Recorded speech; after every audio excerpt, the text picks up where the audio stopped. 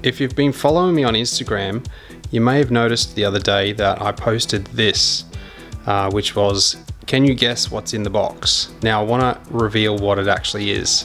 I got some pretty funny comments actually, it made me laugh, but right now I want to show you what it is. I don't know who said it, but whoever said an espresso machine, maybe the next best thing, but that would have been pretty cool too. What it is a welder. And if you're thinking to yourself, well Dan, you had a welder, so why do you need a second one?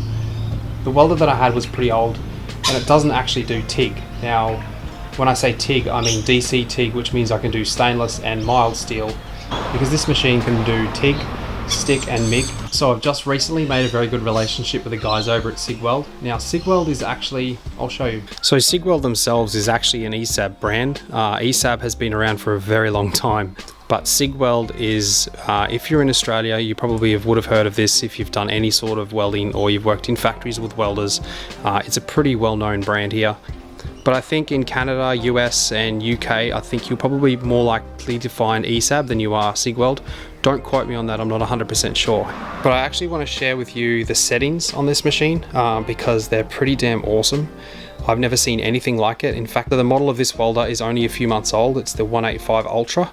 I've done a lot of welding in the past and never yet have I seen anything like this. If you're new to welding or you've done a little bit of welding but you're just not confident enough, then this is going to blow your mind. So basically, if I just choose MIG, so you just choose whatever you decide you want to go with. Let's say if I go MIG auto set, click that, and then I can just choose whatever type of medium I have, whether it's stainless steel, mild steel. Let's just go mild steel because that's the majority of the stuff that we're going to do.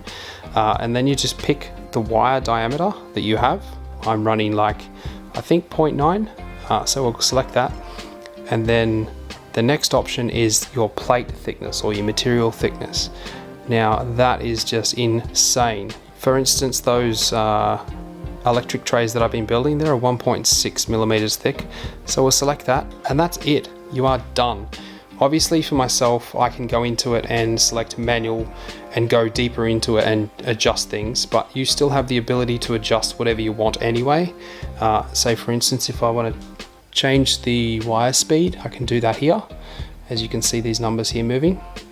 So you've also got your volt adjustment and you can set these settings in your memory. So for instance, if you're just going to be doing the same material, same wire thickness, you just set it up as a memory inside the machine, and so the next time you go to do it, just press the button, boom, you don't have to do it again. So it's pretty cool because the handpiece that it comes with also has the ability to change the volts and the wire speed at the handpiece itself. So if you're sitting down, you've gotten all set up, you've got your gloves on, you pull your helmet down and you just start doing your weld, and then you realize, man, this wire speed's just a little bit slow.